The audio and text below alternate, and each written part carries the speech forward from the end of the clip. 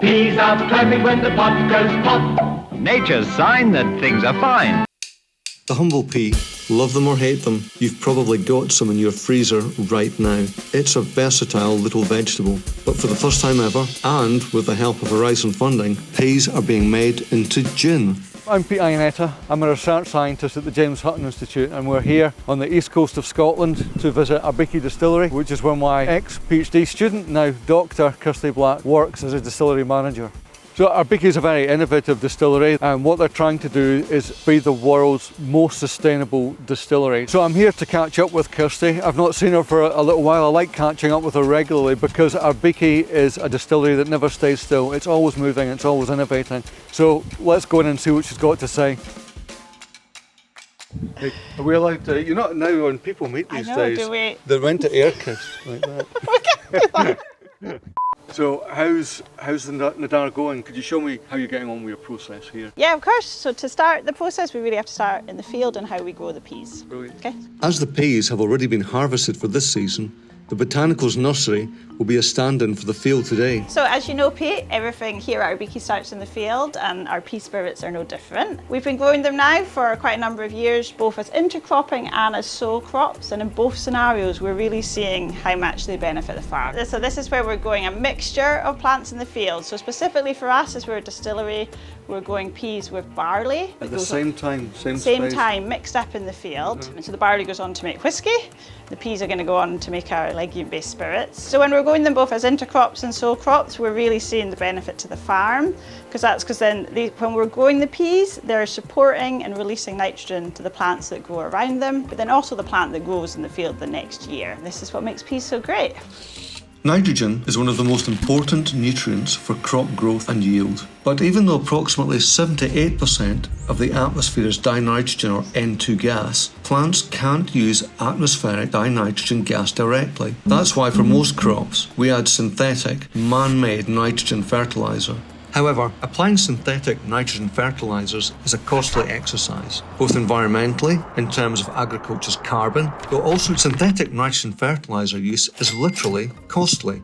This is where peas are different. Peas are just one member of a plant family commonly called legumes, and peas have formed a beneficial relationship with naturally occurring nitrogen-fixing soil bacteria. The association of pea roots with these nitrogen-fixing bacteria leads to the formation of highly sophisticated structures called root nodules. Within the root nodules, the nitrogen-fixing bacteria are contained and break down atmospheric nitrogen into biologically useful nitrogen compounds.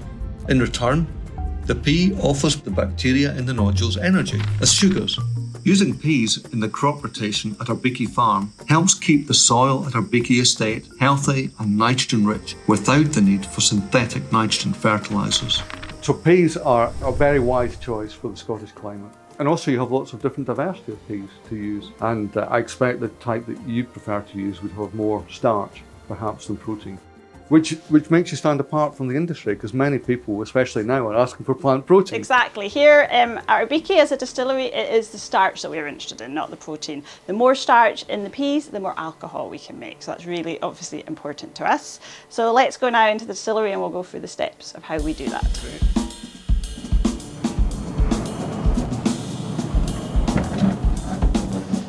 Okay, so the first part of the process is the milling, and we're not doing that right now, but the whole goal here is to take those peas and break them down into really small bits to expose their contents inside for the next step, which is mashing.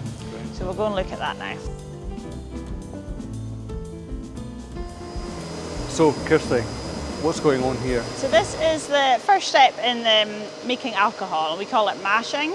So the raw material has been milled up into little bits. It goes into this first tank here, where we're adding water, making a big kind of pea soup. If you pop up here, you can see the peas in their slurry state just before they're going to be fermented. That would be wonderful.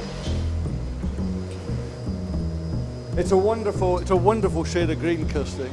Here, we're adding enzymes. This is because yeast, which is the step after this in fermentation, eat very small sugars. But naturally in peas, it's a really long sugar chain in the form of starch. So we have to break them down into small sugars before we can ferment it. So this step here is really about hitting the right temperatures and time periods to get the starch into sugar and out into solution. And that's really a lot of things to get right. Kirsty makes this sound so easy. But developing the world's first climate-positive gin can't have been easy. I wanted to dig a little deeper into how this came to be. Right, so Kirsty, you're aware that at the start of this process, we took, I think, a very brave step because there were many people, academics among them, quite learned academics, who believed that pulses couldn't be distilled. What would you say to those people now? That they're wrong. Yeah, like historically people don't use peas and beans in distilling, but there is historical records of them being used in beer more often. So, there is evidence that they could be turned into alcohol. I think for the distilling industry, especially in Scotland, it's so full of tradition and kind of set ways of doing things that people do push back against change. How important was the Horizon funding for Arbikie? Yeah, it really made a big difference to us at Arbikie on many levels. It really took away the risk from us trying to do new things. It gave us time to think, sort of innovate and imagine without the risk to our business. Christian always says that tradition is the innovation of yesterday. Someone had to do something for the first time at one point, and then it becomes the norm, and then it becomes tradition. All the research we did, we've published open access, because we really do want to encourage people across our industry of distilling and brewing to take on legumes. We're not doing it for ourselves, we want the whole industry to rise up together in regards to sustainability and environmental considerations. Nadar, meaning nature in Gaelic, is what Kirsty and the team named their innovative masterpiece. And like nature, working in harmonious cycles, Nadar gin doesn't just end with filling or emptying the bottle. Okay, here we go then. So as part of the Horizon project, we worked with people that were experts in life cycle analysis. So they looked at the carbon footprint to make a bottle of gin out of peas versus the most commonly used material, which is wheat, and found that if we use peas, we avoid the emissions of 1.54 kilograms of CO2 per bottle of gin. So it's quite a citrusy yet herbal gin. Cheers. You've already said that the starch is important to you, but of course this isn't just a starch story. I'm not allowed to call it waste material. It's not waste material, it's not waste. No. But tell us a bit more about the co-product. Currently it goes back onto the fields as a natural fertiliser and going to animal feed, but we really want to dig into more about what we can do there. When we make the gin, there's another co-product, the botanicals. So once we've extracted the flavour, they're left behind. So we work with a local furniture maker who makes it into a board. You can see here, you can see the individual botanicals. And then he makes things like coasters for us at the distillery, but he makes chairs and tables as well out of it. And they're really beautiful alternative making material. A project with Horizon is really only the start of a journey. You develop your product in the course of the True project, but everything seems to have taken off actually since True stopped. And a lot of that legacy, that impact post-project is lost. Do you want to tell us a little bit more about what the legacies are in real terms for Arbikie? When out of the project came the launch of Nadar as an experimental product. It was kind of a one-off at the time. Now Nadar, the gin and the vodka are our biggest selling products. They open doors, as I've said, getting us into new markets and countries. But in addition to that, there's all these knock-on benefits to the local community and how we're working with farmers and makers nearby. That's all come from the idea of making alcohol from peas. We're very lucky, of course, to recruit Kirsty for this project. It's quite unusual to have a PhD student who's more than a student.